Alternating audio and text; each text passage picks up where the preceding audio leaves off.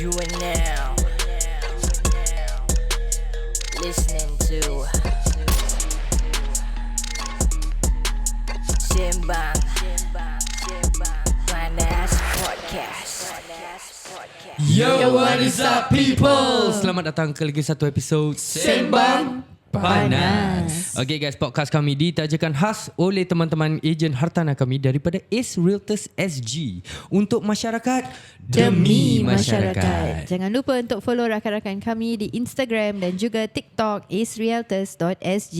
Jadi kalau korang nak jual rumah ke, beli rumah ke, tak payah pening-pening kepala. Hubungi saja ejen-ejen yang bertauliah dari AceRealtorsSg. Korang juga boleh terus hubungi mereka di talian 88779923. 88779923. Hari ini punya podcast kita ada special guest in the house. Nak tahu siapa? Kita akan jumpa korang sebentar saja nanti. Let's go. Podcast cakap betul, tak ada sorok-sorok. Ini podcast cakap betul, tak ada sorok-sorok. Ini podcast cakap betul, tak ada sorok-sorok. Ini podcast cakap betul, tak ada sorok-sorok. Siapa-siapa boleh go, semua kita undang. Siapa berani masuk, jangan sebat temberang. Al-Kisah bikin panas macam goreng pisang, itu sudah terang. Panggil semua geng-geng minat turun, jom masuk gelanggang. Jom masuk studio, dah berapa banyak idol, kita kasih sampai viral. Al-Kisah dapat title, ini Sembang Panas. It's love for the week, ini Sembang Panas. Real love on the mix, boom.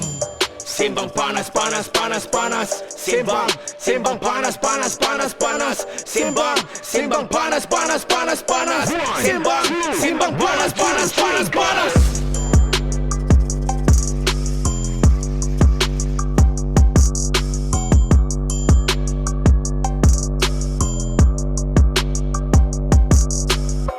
Yo, what is up people? Nama saya Aidi Isham. Anazia. Izabaliza. Saiful Jazin. And macam Aidi cakap tadi, dalam episod kali ni kita ada special guest in the house. Guest kita ni someone yang bukan kaleng-kaleng lah orang cakap. Dia somebody yang aku think everyone on social media, especially TikTok, mesti dah kenal, dah pernah nampak dia. Betul. And macam kita juga, there are a lot of people yang dah hafal dah tagline dia. Cuba sebelum kita introduce lah, cuba kasih sikit, sikit. Start tagline dia. Yo gangster. Okay bro, boleh tak kenalkan diri sikit? Okay, nama betul aku Hairul. And I'm more than 40 years old this year. Dah. Kejap, asal muka Saiful lost? Tak, macam nama Hairul tak kena muka dia. Okay, kalau kau rasa tak kena, agak-agak muka dia muka nama apa? Tak nak cakap salah.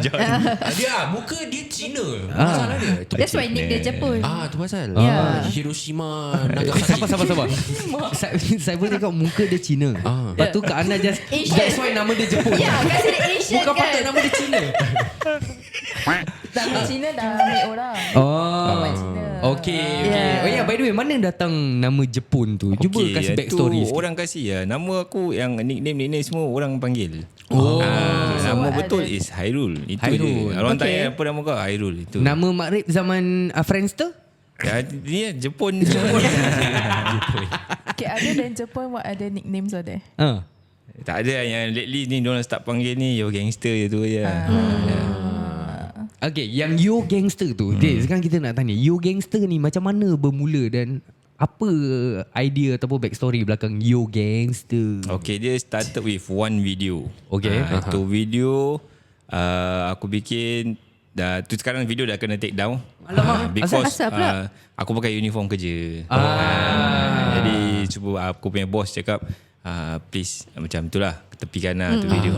Tapi video tu baik ke apa konten video tu actually? Okay, dia video untuk okay, aku repeat reenactment. Okay, Reenactment boleh okay, tapi buat macam betul lah. Okay. Reenactment dia kira aku masuk dalam bilik tu aku cakap, you call yourself a gangster, but you work night something like that. You work 9 to 5 apa tu aku gini lah. Faham? Wah, lama tu triggering point dia lah yang kau tu maki tu video lah. tu viral gila babi. Okay. Jadi mana datang yang Yo Gangster tu? Itu lah, aku sampai sekarang masih tengah fikir mana ni datang. Diorang panggil bila aku buat food panda hantar barang. Yo gangster. Aku fikir mana siapa yang cakap ni yo gangster Oh tak tahu siapa yang so start it panggil wasn't- kau. It wasn't from you lah. Itu kan? pun diberi juga. Ya, Dia panggil. Dia panggil itu permanent melekat sampai satu Singapura. So kira kan macam orang cakap je lah. Habis lepas tu you absorb that. You Absorb. Macam that's cool. Yeah. Make it work lah. Let's make it work. Okay. Boleh tak kau kasih little bit background pasal diri kau lah? Okay, aku sekolah tak tinggi, PSLE je. Lepas tu tak pergi sekolah terus sampai sekarang. Terus keluar masuk jail je. Oh serius? Kau tak pergi? Tak pergi. PSLE PSLE. Okay, tadi kau ada mention pasal keluar masuk jail. Berapa banyak kali kau actually keluar masuk? 9. Nice Sembilan kali. Ever since yang first kali umur kau berapa? Official jail is umur 16. Sebelum-sebelum tu diorang tak kira. Diorang kira macam juvenile apa-apa. Even before that you were, even before masuk jail officially you were in juvie. Juvenile. Yes. Juvie kira kau dah pandai pakai ni terms dia Bukan juvie ke? Dia tengok banyak drama. Juvie. Dia orang selalu panggil juvie pun. Judge Judy Judi Salah. Oh my god. Okay guys, so now aku nak kasih disclaimer sikit sebelum korang semua akan cakap oh ni apa ni tak maulah buka aib apa gini semua. Bukan, kita nak kena understand dia punya backstory dulu in order to get to where the pointers that we're gonna get to lah nanti.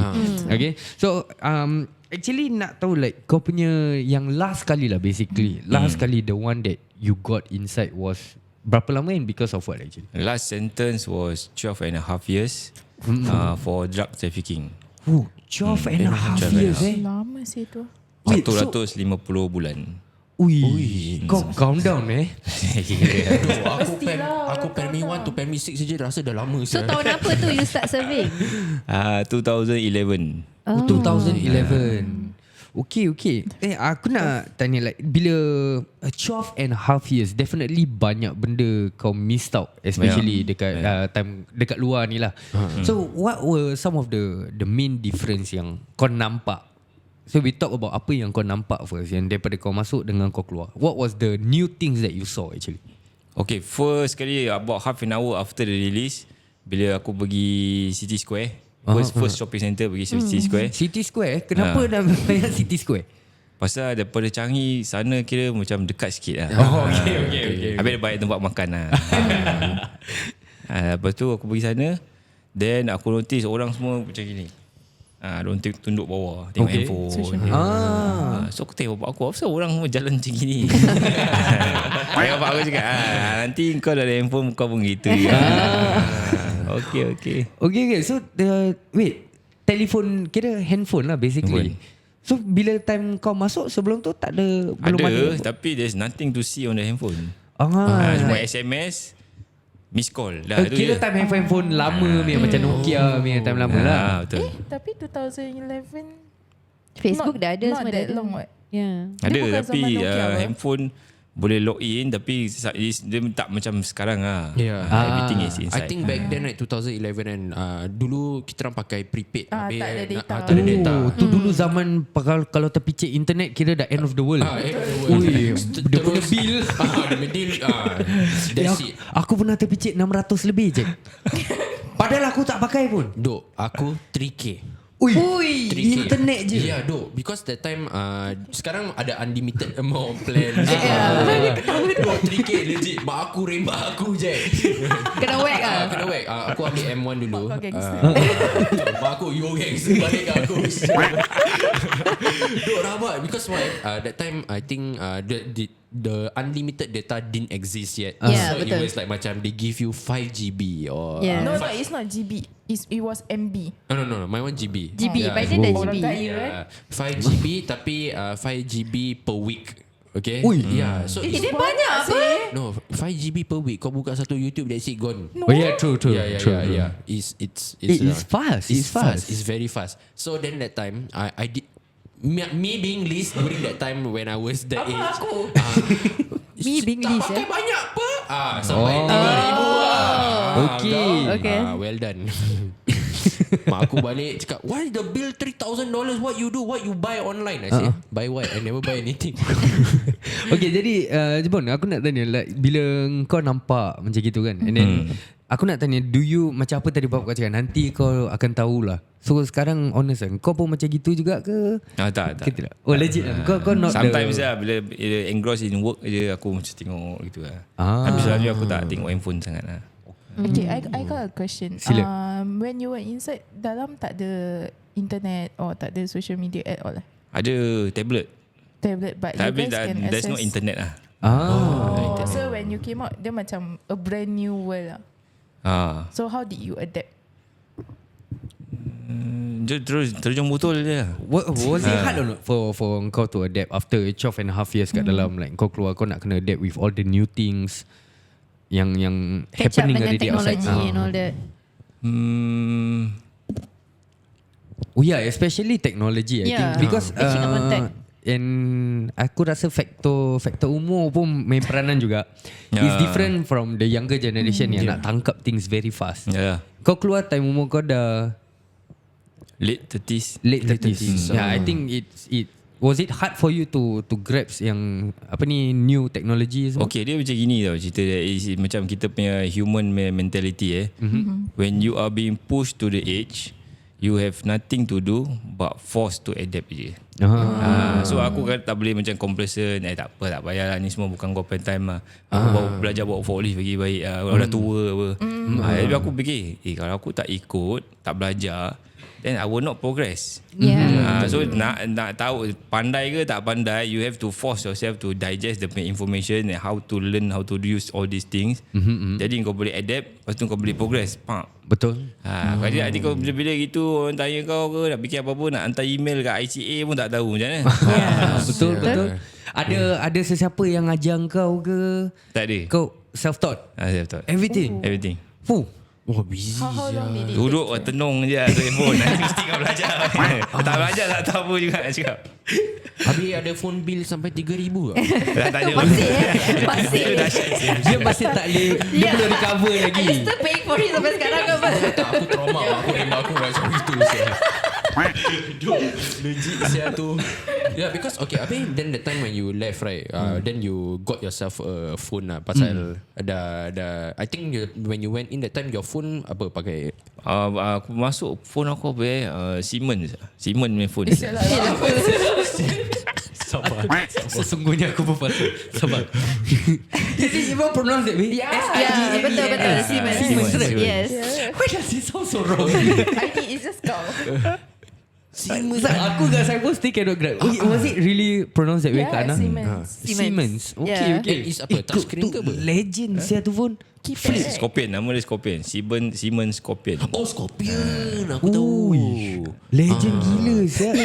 Abang Toy cakap Assalamualaikum. Waalaikumsalam Abang Toy. Nanti kau punya turn nanti. Jadi bila kau keluar tu, dia kasih balik handphone Siemens tu juga? Kasih lah. Still can Tu use aku try nak on jugalah. Try lah. Tak ada ni lagi, dah mampus lah bateri dia. Alamak. Tak ada charger. Bukan bateri dah lama. Bateri dah habis. Bateri dah kong terus. Okay, so aku nak tanya like ever since yang kau keluar tu and kau punya first video tu, actually apa yang buat kau rasa macam aku pun nak join social media ni? Okay, tu actually pasal bikin video ni bila aku dekat dalam serve sentence, so I went through 9 kali Ramadan. 9 kali Ramadan tak putus tau. So every night aku bangun tahajud.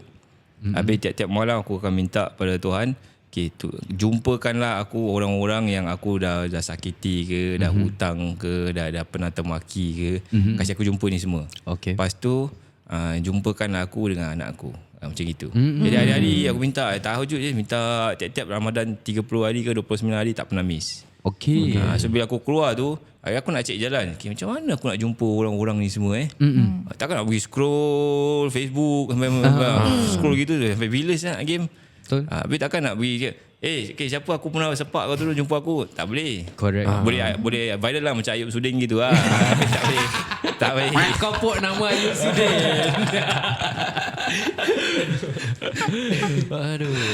Tapi aku need to find a way macam mana nak nak penetrate lah. Okay.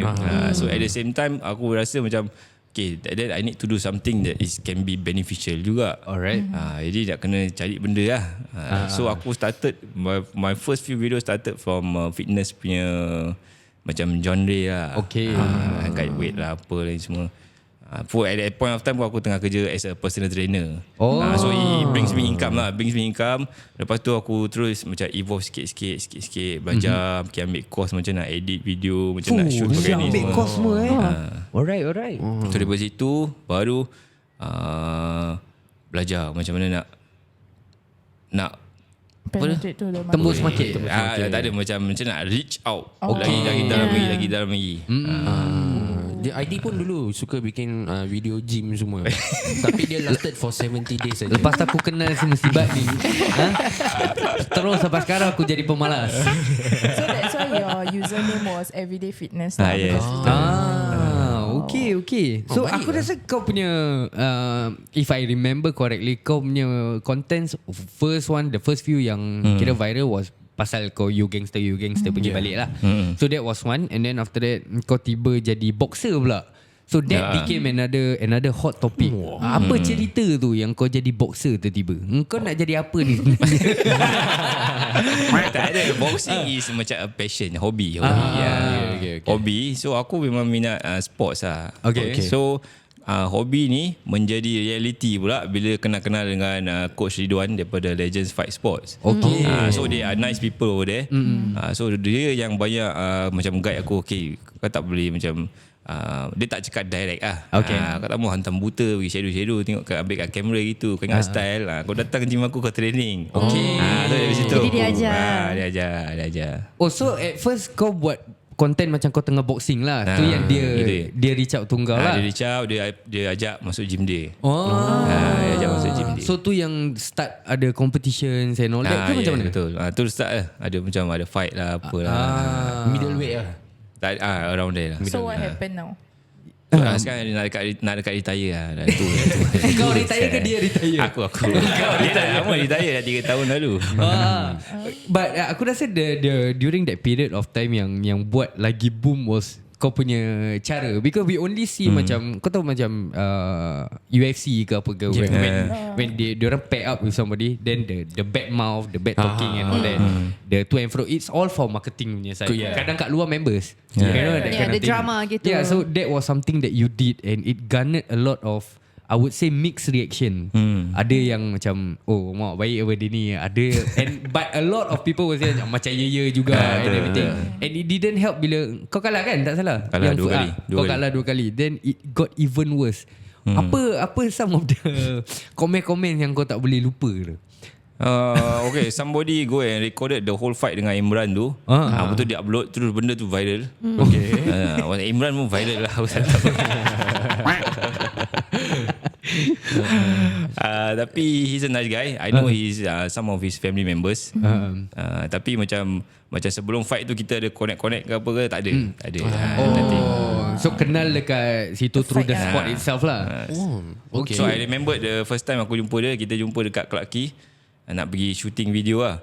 So dia daripada jauh dia datang, yo gangster. Okay. Aku nak tarik balik tadi kau ada mention pasal the reason kenapa kau went on social media is to find people yang maybe kau dah tersakiti ke, and especially kau punya daughter that you mentioned. So recently pun viral kau punya video that you finally got to meet your daughter. Like how was it actually? Kenapa yang bila kau keluar tu kau tak boleh, like was so hard for you to reach bila aku out to her? keluar Facebook tu dah existed lah. My Facebook existed macam 14-15 years ago. So dia ada orang kawan aku send macam screenshot. Okay, this is kau punya ex-wife punya page lah. So aku immediately aku terus draft macam satu surat tu, aku hantar dia lah. Hantar macam messenger punya. Panjang. Lepas tu dia jawab salam, terus kena block. Dah habis. Alamak. Aku tak sempat nak tengok gambar ke nak screenshot gambar pun tak sempat. Okay. Member sempat jawab salam baru block. Ada cara. Muslim. Bila okay, sorry to intercept, tapi bila before kau masuk tu and everything, like how kau punya relationship with her was good ataupun dah Ada hantar-hantar surat juga. Ada hantar-hantar surat. Cuma hantar-hantar surat gitu je. So kau did understand like kenapa kau kena block ke kau actually tak faham? Because you guys ended in good terms right? In a way. Tu lah tak faham lah kenapa. Dia tengah flashback dia macam Dia tengah flashback. Was that okay, macam anak kau at that point of time kau dah keluar tu umur berapa? Dia born in 2006.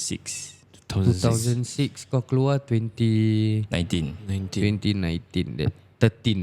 13 years old. Betul. 13 lah, set 1. Yeah, so could be a possibility belum ada social media. It was hard to reconnect lah definitely. So did you do anything like to try and find, since kau dah DM habis lepas tu kena blog and all that, what were the other things that you did? Nak try cari ke?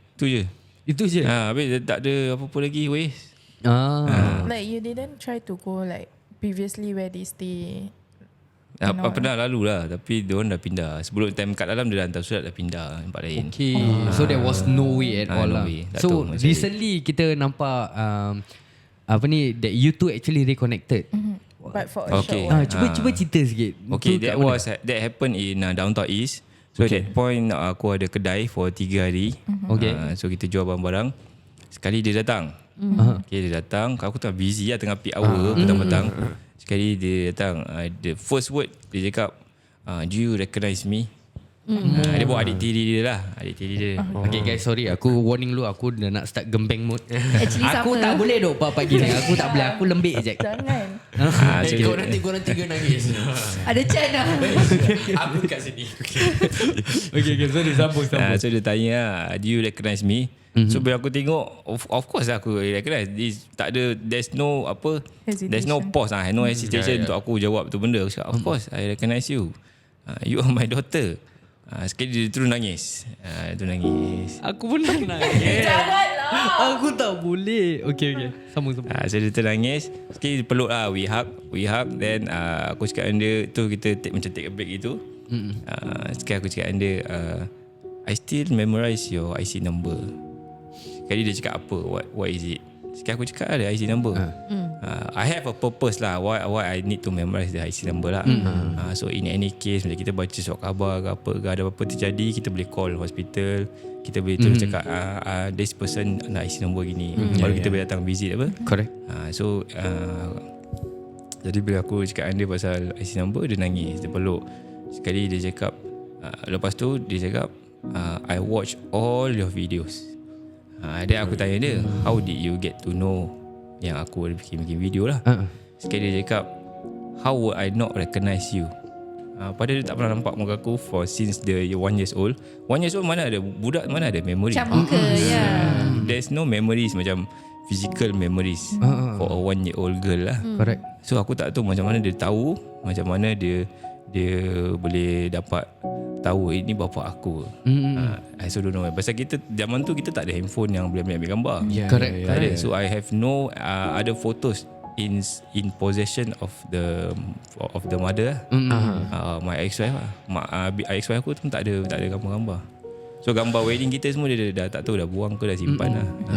So did you ask like macam mana like dia recognize, like is it kau punya ex-wife actually told her ke, macam shoot ke, kau punya videos ke? I don't know lah. Tapi pasal ex-wife aku pun tak ada gambar-gambar aku semua. She doesn't have any of my photos.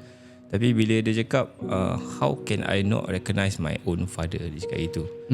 So I didn't pursue the question lah. Aku just let it be lah. Macam mana dia dapat tahu, mungkin Allah tunjukkan dia. Something like that lah.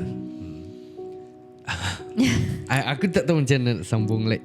Okay, tadi kita dah dengar macam kau punya your daughter punya reaction, she cry and everything. How was you at that point? Aku rasa sedih, macam excited, sedih, mixed feelings. Cuma I was in public, jadi aku tak nak orang tahu yang tu anak aku. Maybe I wanted to protect her privacy. Aku tak nak peluk-peluk, nangis-nangis tu orang semua ambil gambar apa. Kita terus tengok muka dua-dua sama. Okay. But she looks a lot like you lah. Similar. Nanti orang mesti dapat tangkap. So aku macam maintain the composure, peluk. So I try to macam pusing-pusing sikit daripada public punya view. So kita berbual pelan-pelan lah, macam dekat-dekat gini. Tapi aku tak bawa dia pergi luar lah. For me it's not respectful lah. If let's talk outside ke apa ke, macam tak girik lah. So So aku tanya dia tinggal mana, tanya dia kerja mana. So these are the few questions that I need to ask first before dia become very macam apa? Defensive lah. So aku terus tanya dulu tinggal mana. Okay, kerja mana. Okay dah. That's the two most important question yang aku nak tahu. Lepas tu baru kita connect through SMS. I didn't start to SMS her first. I give her my number. Aku cakap if you are allowed to SMS me, you please do lah. So aku tunggu the whole night. I was waiting. So terus yang dia punya first message yang panjang tu lah. So that was the first SMS. From the way aku hear kau punya story, it's like as if kau macam holding back a lot of things. No, macam kau cakap kau takut, kau tak nak message dulu. And tadi kau also mention macam kau tanya only these few things because kau do not want her to be defensive. Like what was going through your mind? Actually kenapa kau rasa macam ni? Untuk aku lah, I was trying to be in her shoes. Of course a girl would not be proud lah yang bapak dia cakap in public bapak dia ex-convict. So if I was a daughter ke I was a son, mesti aku cakap apa bapak ni pergi bilang orang kau masuk jail buat apa. Macam aku malu lah. I will feel like that lah. I imagine I will feel like that lah. But if it is my own father who do that, I will not be someone who do like that lah. But how did she take it like? Dia okay, dia cool. So during the 5 days yang kita SMS, she was very responsive. Selalu dia mesti reply. And the way she answer is macam aku tunjuk korang kat dalam video tu lah. It's very matured, and she macam thinking forward. But the drastic part was bila aku tiap-tiap pagi aku bangun tidur apa aku text sekali dapat satu tick. Kan aku dah rasa macam alamak. Tapi before that I was always very macam tanya your mom know tak kita SMS ni takut apa-apa. I takut your handphone kena confiscate ke, your line kena potong ke apa ke. Then I also was asking if I can transfer you money, I can pass you cash every day ke apa-apa ke. Dia cakap tak mau transfer pasal diorang share account dengan mak dia. So nanti in any case takut mak dia dapat tahu. So bila dia cakap gitu, kita as adult kita tahu lah, okay maybe dia tak nak mak dia tahu this relationship. Okay, aku faham. Jadi aku tahu yang handphone aku tak boleh sembarang message. Aku tunggu macam pukul 2 pagi 3 pagi baru aku try. Assalamualaikum, macam gitu. Aku tak boleh macam out of the blue. Kalau aku tahu dia tengah kerja, aku SMS.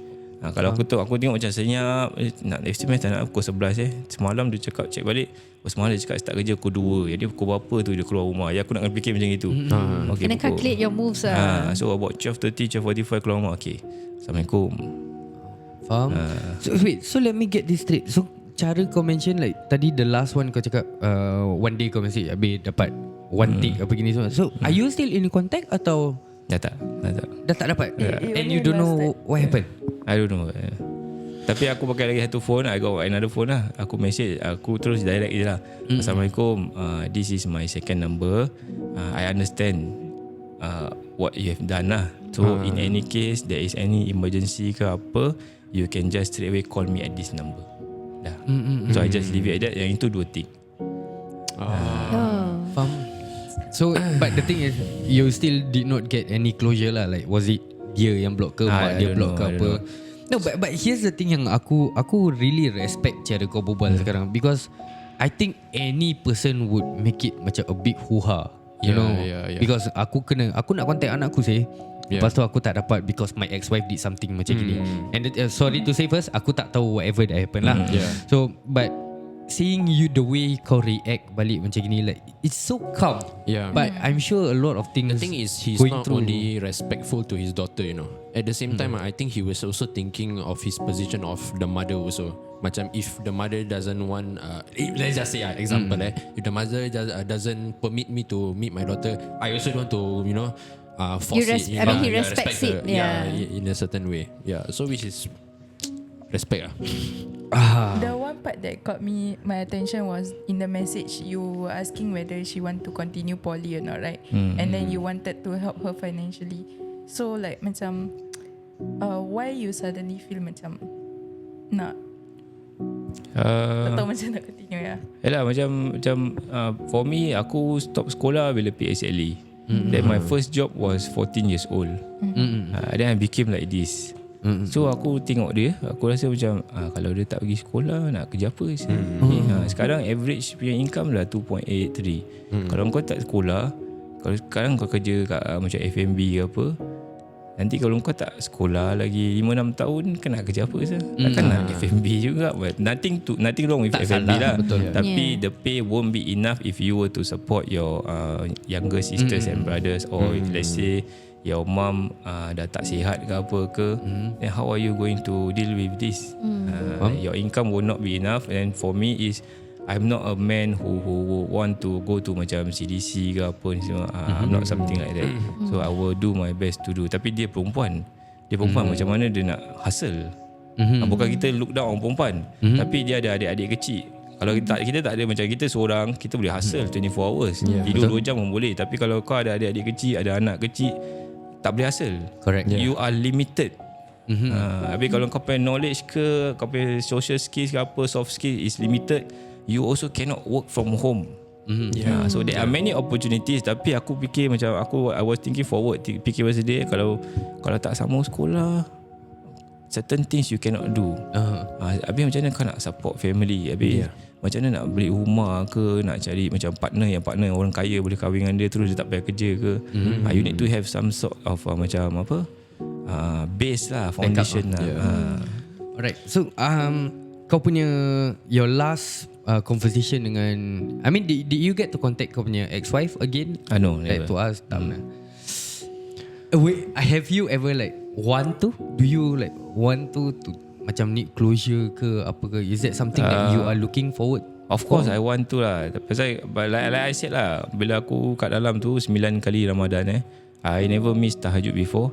Dan tiap-tiap hari aku akan minta kepada Allah jumpakan aku orang yang aku sakiti, jumpakan aku dengan orang yang aku hutang, jumpakan aku dengan orang yang aku dah aniaya. So maybe she was one of the people who yang aku aniaya. Because I was supposed to take care of I'm supposed to be the leader of the lady. But I didn't do my job well, which during marriage pun aku dah keluar masuk jail. So at that point I know what I did lah. I know where I went wrong. I know whose fault is it. So aku pula tak suka macam point fingers. I would rather look inwards and make myself better, so that bila yang kali kau cakap aku kekurangan, I will just do it better.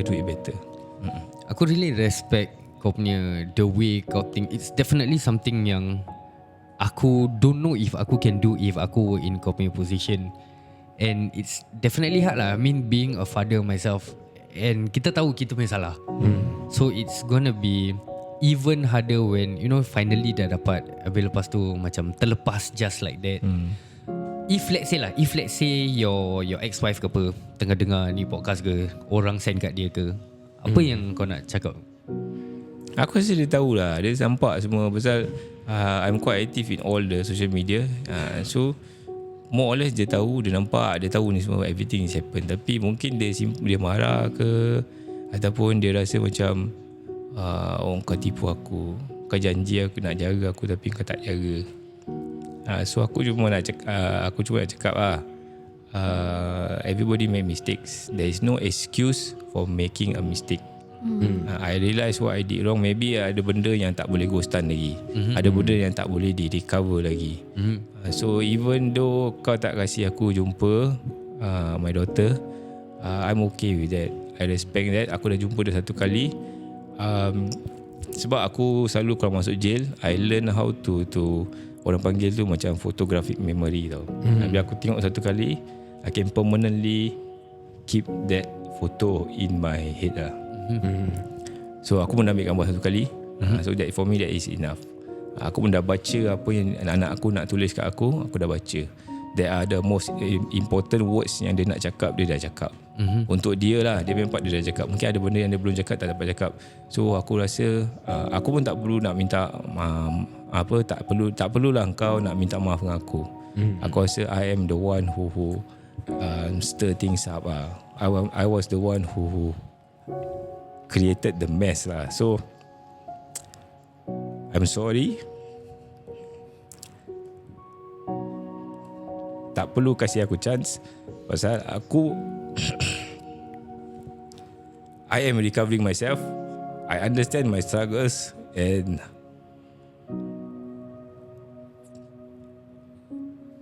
thank you Allah. At least aku nampak satu kali. Aku dengar suara dia satu kali. Tu satu kali je aku jumpa dia. Walaupun aku tahu dia kerja mana I'm not that type of person nak pergi invade other people's privacy lah. So even kalau lepas ni ada orang hantar aku address kau tinggal mana ke apa ke, it's okay. Aku tak akan macam out of the blue atau kasi aku jumpa, tak ada. I won't do that sort of things because I understand you are married, so I need to respect your partner. Then tak apa, aku serahkan pada Allah.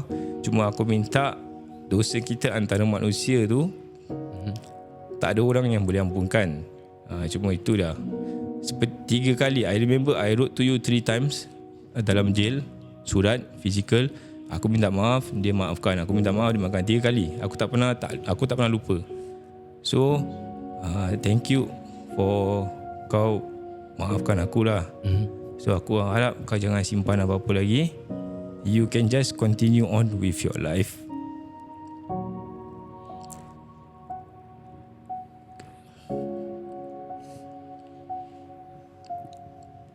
Dan aku reda lah apa yang sekarang ni, I just accept it in full. Aku ibarat macam Allah bayar cash je lah. Okay guys, aku rasa we gonna take a short break. Tapi sebelum kita pergi, macam aku juga like what we actually want to say is kita doakan lah, kita the whole team, and aku harap semua dekat luar yang dengar ni ke apa boleh ramai-ramai doakan. Hopefully lembut hati your ex-wife, and hopefully you get to reconnect back dengan your daughter, insyaAllah. So yeah, it's not in our place to say anything. Kita do not go through, but yeah, kita akan jumpa korang in the next podcast. Tapi sebelum tu kita dengarlah kata-kata kita sharing dengan kita punya penaja kita daripada AceRealtorsSg. You are now listening to Sembang Panas Podcast. So sekarang ni kita bersama dengan Ejen Wow, Ejen Helmi, dengan anaknya Ejen Wow Junior. Tak boleh yang dikenali Wow 2.0. Ejen Humaira. Macam tak style dia panggil Ejen lah Tak style lah. Style lah. Tak, dia macam direct, you know. Macam in your face, Ejen. In business lah like that. Okay guys, so kita ada a few things yang kita nak tanya lah kepada korang. Like recently, I don't know if you guys were aware, there was a viral article pasal this young Chinese couple yang actually diorang tunggu BTO, and I think that diorang try apply many times, tak dapat and all that. So diorang, what they did was diorang rent dekat JB sambil tunggu BTO diorang. And kita pun tahu BTO sekarang pun siap pun takes a few years, I think. And a lot of couples face that problem. So does this kind of thing macam happen a lot in the market dekat luar ke macam mana? Okay, I answer this. I'm not surprised they run because they can't wait. As you say, because they need to wait at least 3, 4, 5 years before the BTO ready. It's not wrong. Okay, it depends on individual. If you need to work, let's say 8 o'clock in the morning, and you stay in JB, what time you think you want to wake up? Kena anticipate the jam and all that kan. This is must be calculated. This kind of thing must be calculated. Unless you self-employed, Work from home. you work from home. You see, your timing is not fixed. 8 to 5 job. So you can do that because rental in JB, the conversion and all that is cheaper, so much cheaper. You can do that, and standard of living is not as high as Singapore. Of course, you can save a lot. When you work in Singapore, you stay in JB. Of course, you save a lot. A lot more you save. But thinking of if your there's a timing for you to go to work, then it's not right. It's not right. Not right for you to wake up early 3, 4 o'clock in the morning, nak tempuh tu jam and everything, terus masuk kerja to reach office before 8 o'clock. Yeah. So it's not right. But it's an interesting option lah. Like when I read it, I was like, it's quite interesting. Pasal ada orang kan, not everybody has the rumah mak bapak nak tinggal. Yeah. Right? Not Yes, everybody yes. has families house to stay. So if they have the capacity to go to JB and then come back to and fro, then that could be an option lah, which is I think quite interesting. And especially pasal couples yang beli BTO, dorang belum ada budak-budakan, belum ada children. So that helps them even more. It's just the two of them je apa. Dorang sacrifice 3-4 years then dapat BTO. So I think it's depends on your situation lah. Yeah. Okay, I nak tanya like macam because even for myself dulu kan bila nak kahwin, I was actually planning to take BTO. And there were a few reasons lah, definitely. One of the reason and one of the main reason was because I decided not to take BTO. I took resale pasal I wanted a bigger house. Kita pun tahu like, kita dengar banyak kali BTO forum sekarang compared to BTO forum resale one is much bigger kan. So and another one of the issue that I faced was bila nak ambil BTO tu, I needed to wait 4 years. That's right. And next year dah nak kahwin ni. Next year dah nak kahwin. Sekarang baru pergi apply kan. So tu one of the problem. And nak kena tunggu 4 tahun. Rumah mak bapak penuh. Rumah in-laws pun penuh. So there was no place that we can go to. And then the reason why we wanted BTO in the first place, pasal kita dengar diorang cakap it's boleh sewa sambil menunggu tu. But then bila when kita try to sewa, the rental was not as what kita selalu dengar orang cakap 600, 500. Dengan 2,000 lebih, 3,000 lebih. Like Yes, the rental is based on your income actually. Yeah. Because the subsidized rental is all more to the lower income, about Help. 1,005 household income. Correct, Household income correct. 1,005 below, then you can get maybe cheap rental. That's But direct you from have- HDB lah. Yeah, direct from HDB. If you get Okay. more than that, then resale rental. Open market lah, Open you market rent. rent. open market rental lah. Then it's not cheap. Yeah. okay, but kalau gitu like what are some options that is out there untuk couples out there? Because sekarang macam if you nak cakap masa that ceiling 1,005 for both husband and wife, definitely It's quite hard. sekarang tak A lot ada. more people, Even yeah. one person pun definitely dah more than 1,005 already. So what korang punya advice untuk those yang nak dapat ni habis tapi tak ada tempat nak tinggal? Okay, there's this new policy that HDB put in place. I think Umara will explain to you. It's like there's this new thing. It's called like macam rental voucher yang Okay. the government bagi for families who are waiting for their BTO. Yeah. So means you rent on the open market tapi you get macam vouchers for you to help with the cost lah. So I'm not sure exactly bila dia keluar tapi kan you need to have a monthly household income of up to 7,000. So diorang ada ceiling So juga it's higher. 7,000. Instead of 1,005 lah. Yes, that one is the 1,005 is to help lower income. Yeah. But this one is specifically to help couples yang tengah tunggu BTO. But diorang punya combined income must be 7,000 maximum. maximum. Maximum. Okay. Minimum tak ada. How much is the voucher that we are talking about? There's no specific amounts yet yang diorang. This is a new initiative lah. Okay. Belum ni. But apa yang orang cakap, there's like a double-edged sword. Pasal with these vouchers, it macam forces landlords to maybe naikkan the price Increase the of the price. rental. So that's something to take into consideration So juga. it might come back to the same. But it might lah, belum pastilah. Belum, yes, correct. Okay, and when is this Initiative. initiative being gonna be rolled out? It was released in February, tapi actually the start not too sure the exact ni. But just now when you belum keluar lagi. Yeah. Belum. I think belum. Just now when you say landlord, right? Do you mean like those landlords that own the place but then decide to rent out the HDB? So that means kita orang technically staying there without anybody there lah, basically. Yeah, the whole house. Rent the whole rental. house Rent the whole house. So that means macam gitu kan, Duk. Kalau lain kali kau nak jual rumah kau, or you own the place already, you buy another house, you can rent that to another family. Kau berbual macam beli gula-gula kat kedai mama. Yeah. But in the first place also you can't purchase another property until you sell your current property. Yes. Okay, to buy another HDB, you are not allowed. Not Okay. Because you only allowed to Every Singaporean one. Yes. Okay. But to buy another property, like say a private property, you are allowed to do that. So each Singaporean can actually hold one HDB one, only one. Yes. private property. After HDB, you can buy private property. But if you already bought a private property, you can Purchase buy a HDB. purchase HDB. Okay. Because HDB, is subsidized housing for the Singaporean. Mass it's for mass market, right? HDB at the end of the day, yeah. Okay, but if you actually you own a one HDB, you can still buy private on top of that. Tak payah nak kena jual dulu. Tak Tak payah. payah. Of course, there's taxes that you need to Taxes pay lah. Yeah. You gotta have the money basically. Yeah, of course. correct. Yeah. Kalau dah tinggal HDB, ada duit nak beli private, Mesti duit ada tak ada duit hal lah. lah. Exactly.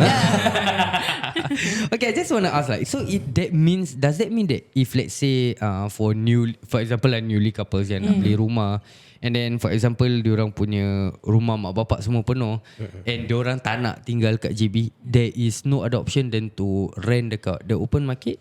Try to get from HDB. Of course, it's so much cheaper than open market.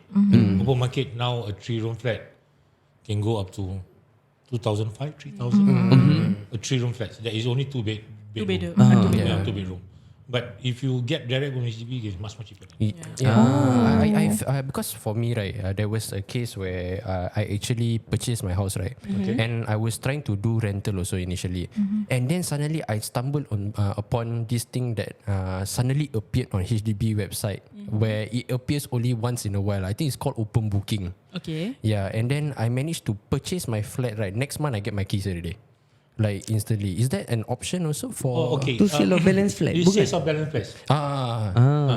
So they start with BTO, habis sale of balance flat, which is the balance of BTO yang tak terjual. Then after that they have open booking. Okay. Sorry, the sales of balance flat is not only a new HDB. Yeah. It can be an old estate. Okay. And maybe the estate is already 30-40 years. And someone maybe return back to HDB, the unit. So they sell out to... Those yang default payment ke or something like that lah. Default payment normally HDB buat. Okay. So basically I buy over somebody who... Yeah, correct. If you buy the resale flat, that means no wonder macam the price also actually not that bad. Yeah, okay lah. To compare with BTO, BTO when you apply a BTO, they launch is that particular year price. Correct. But once it's already sales of balance flat, the unit already built up. Yeah, 1-2 So years. the 1-2 years. So the valuation is based on the price when you purchase. So we can increase maybe 20-30%. Okay, I nak tanya you guys, I don't know whether it's true or not. Ada yang kita dengar lah, for couple yang face this kind of issues. Kadang there were some cases yang diorang berbual dengan the agent, their housing agent. The agent help them to write in, and diorang appeal gitu, and they get macam either they get the house much earlier, ataupun walaupun diorang punya income was more than 1,500, diorang get to rent from a cheaper place by HDB themselves. Has there ever be a case macam gitu dengan you guys ke macam mana? Okay, normally for BTOs application they do themselves. Also BTO is direct with HDB. Yeah, direct with HDB. So But there's old couple who need our help and they want to buy now they call it community care apartment. Yes, CCA. Community care apartment. Yeah. Okay. There is a balance list of how old they are up to the age of 90. 90? Yeah, 90, 95 around that. So if they're age 60, so they can buy the balance list of the flat another 30 years. So that one is so much cheaper, but they got to pay everything. Tu tak boleh ambil loan. Tak boleh ambil Tu nak loan. kena bayar full. So normally that kind of cases they will ask us to apply for them. But that one is applicable only for the elderly lah. Yes. After 55. So the young ones tak boleh tap on that. Cannot. Okay. The young ones they will apply for the 99 years lease. Yeah. Okay. So with everything yang kita have discussed this past 10 minutes lah, apa you both of you punya advice to especially young couples yang definitely buying a house is definitely something that they have to do. Jadi apa you punya advice untuk diorang? Okay, for newly-wed couple or before their wedding, maybe they're engaged already, they want to apply. They know they're going to get so much later. We would advise them to get a BTO. Because maybe they want to get married in 2 years' time. Okay, engaged already. Apply now. So your waiting time will be shorter. Which is basically what I did lah. Before after your marriage, you got nowhere to stay. So, but at least you have that short period of time, maybe another 1 or 2 years. You rent. If you have the means, you go out to private rental lah. Well, that means it's open market rental lah. If you can't, then you appeal from HDB till you get the place lah. Because there always a place for you to stay. But some people don't want to do the appealing. They appeal once, they didn't get it, then they give up. They say, I appeal, cannot get. But okay, HDB or all the government agency, they want to see how much you need. You see? See how urgency you need. The urgency. The urgency. So when you appeal, continue appealing first, you didn't get it, second time, third time, they might give it to you. Sooner or later they will give it to you. But you appeal once, then 6 months later you appeal once, then difficult to get. Macam nak kena pester. Show them that you need a place to stay. So does an appeal coming from an agent will give more weight daripada kita buat sendiri? No. So answer no. Oh really? Kadang kita tak tahu like certain jargons ke certain way yang kita nak kena praise. For advice, then we tell you lah. But appealing must be done from the By them. by them. the buyer themselves. By agent banyak kan dia tak layan. Dia dapat agent apa? Is it? Because you are the buyer, right? You are the one who needs help. Then So they will know everything and nak kena cakap their stories semua apa. So kalau by agent, you're just helping. That macam sincerity. It's from a third person perspective lah. Yes, correct. Because we heard many times lah orang cakap pasal kalau agent yang tolong tuliskan ataupun agent ada mungkin agent punya template much better, so it's much easier to get the appeal. Yeah, it's our day-to-day job. We know what to say. Exactly. We got to ask you first what is your situation you want, your need. Then from there, then we advise you accordingly. Okay. So sekarang kita dah faham. So rupanya dia bukan, maksudnya dia bukan orang tu suruh agent tu hantarkan. Tak boleh. You go to the agent to help phrase for me. Kalau agent yang hantar, dia tak layan langsung. Itu dia guys. Okay guys, kita harap korang semua dapatlah tangkap these few tips and tricks lah. So jangan apa yang korang dengar tu kat luar sana, jangan membabi buta. Kita dengar ni boleh, tu boleh. Tanya orang-orang yang lebih berpengalaman seperti kawan-kawan kami daripada AceRealtorsSg. Untuk masyarakat, Demi masyarakat. Jangan lupa untuk follow teman-teman kami on all their socials, Instagram and TikTok on AceRealtorsSg. Okay, so kalau korang nak beli rumah ke, nak jual rumah ke, tak payah pening-pening kepala, korang boleh hubungi saja ejen-ejen yang bertauliah daripada AceRealtorsSg. Korang juga boleh terus hubungi mereka di talian 88779923 88779923. Oh tak ada, yang penting first time aku nampak kira Saiful sebut nombor tu dia tak tengok phone. Dah, aku dah biasa dah. Pasal sponsor kan dapat. Kita akan jumpa korang di episod terus Sembang Panas. Betul, tak ada sorok-sorok, ini podcast cakap betul. Tak ada sorok-sorok, ini podcast cakap betul. Tak ada sorok-sorok, ini podcast cakap betul. Tak ada sorok-sorok. Siapa-siapa boleh go, semua kita undang. Siapa berani masuk, jangan sebab temberang. Al-Kisah bikin panas macam goreng pisang, itu sudah terang. Panggil semua geng yang minat tudung, jom masuk gelanggang. Jom masuk studio, dah berapa banyak idol, kita kasih sampai viral. Al-Kisah dapat title, ini Sembang Panas. It's not for the weak, ini Sembang Panas. Real life on the mix, boom. Sembang panas, panas, panas, panas. Sembang panas, panas, panas, panas. Sembang panas, panas, panas, panas. Sembang panas, panas, panas, panas.